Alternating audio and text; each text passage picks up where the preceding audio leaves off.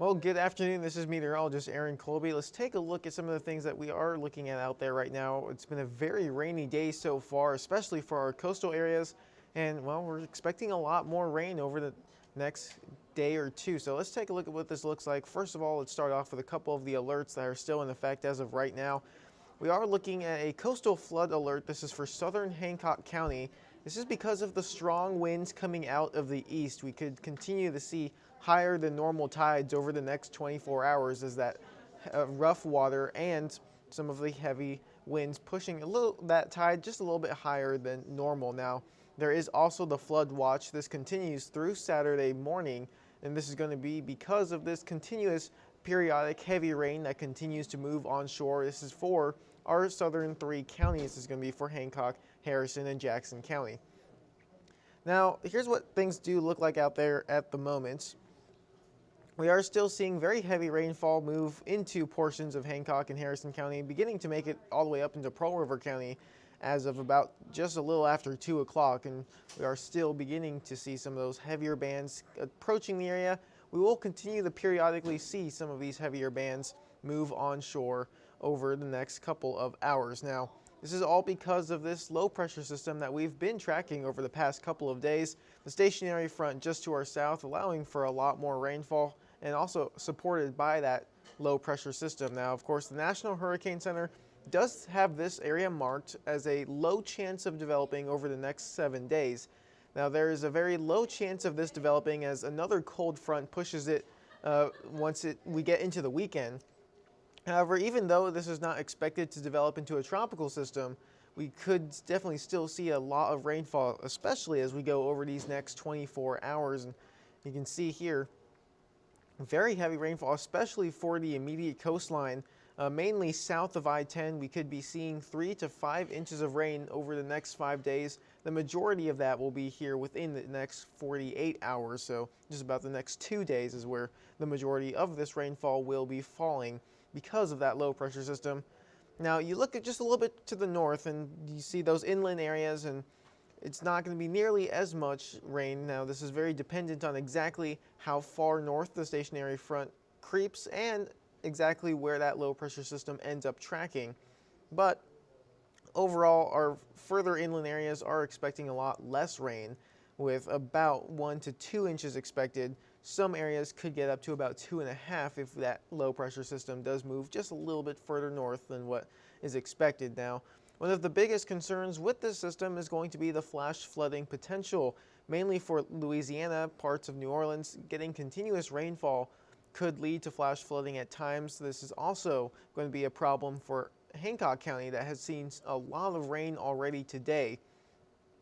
Now, let's take a look at the futurecast. We do have several more heavy rain bands on the way. Let's go through this afternoon first. You can see a lot of the lighter rain and some of those smaller, heavier bands do make it through over the next couple of hours. Now, tonight we could see the potential for more very heavy rainfall. You can see here, this is 11 o'clock tonight.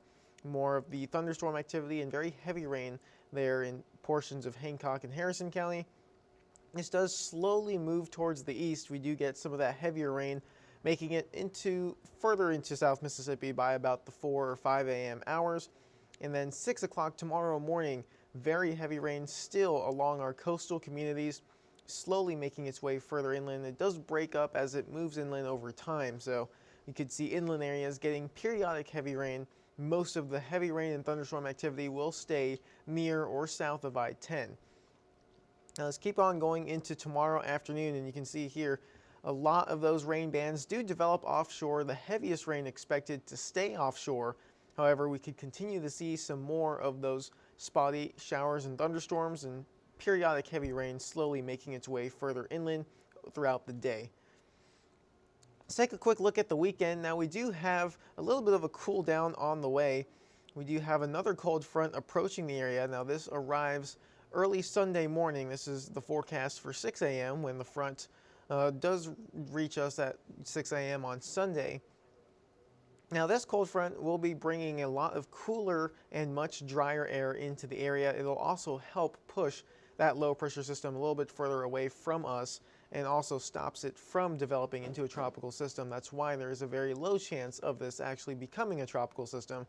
Now, take a look at how this does impact the forecast. As this low pressure system moves up into from the extreme northeast, we could see this cold front dive pretty far south, reaching us by Sunday morning, and then there you can see temperatures in Sunday and Monday morning could dive all the way into the 60s all the way here on the coast. So a little bit of a taste of fall as we go into the late weekend and early next week. Rain chances also take a dip as you go into that same time frame. Sunday, 10% chance of rain, 20% chance of rain on Monday, and then we do begin to slowly work our way back up as we do build a little bit more moisture back into the area. So let's talk about the tropics for a little bit. We did talk about the system there in the Gulf, and there's 4 other systems out there that we're keeping an eye on. All 5 of these disturbances, low chance of developing over the next 7 days. No imminent threats to South Mississippi. However, the only 2 that are notable would be these 2 that have interests in the Gulf of Mexico. Now, this tropical wave moving through the Caribbean, this is the same one that we were tracking last week. It's still there and continues to move a little bit further towards the west. Now beginning to approach portions of Central America and the Yucatan Peninsula. You can see here still very disorganized, lots of thunderstorm activity associated with this. This will continue moving towards the west and a little bit to the north, and will end up in the southwestern Gulf of Mexico or the Bay of Campeche. And this could develop into a tropical system over time. However, the next 7 days, there's a very low chance of that happening. We'll keep an eye on it as it does meander through the southwestern Gulf, but once again, there is no imminent threat to South Mississippi. The other system we've been keeping an eye on is, of course, the low pressure system that is bringing us all of this rain. As we discussed, there is a very low chance of this becoming a tropical system. It has a very tight window in order to actually develop before that cold front arrives on Sunday. However, this is still marked. It is a very low chance of developing, and it will continue to very slowly creep over towards the east. Regardless of if it develops or not, it's going to continue producing a lot of heavy rain. We've seen a lot of rain from this already. There's still another 3 to 5 inches on the way, especially for our immediate coastal areas, mainly near and south of I-10. And of course, we have had a fairly active start to the hurricane season.